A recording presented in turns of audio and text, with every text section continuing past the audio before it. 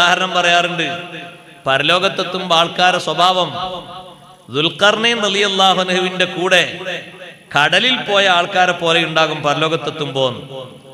ദുൽഖർനൈൻ റളിയല്ലാഹു അൻഹുവിന്റെ കൂടെ കുറച്ച് ആൾക്കാർ, നമ്മൾ വെള്ളിയാഴ്ച അൽ കഹ്ഫിന്റെ അവസാനം ഓതുന്നുണ്ടല്ലോ ദുൽഖർനൈൻ ചക്രവർത്തിയുടെ ചരിത്രം.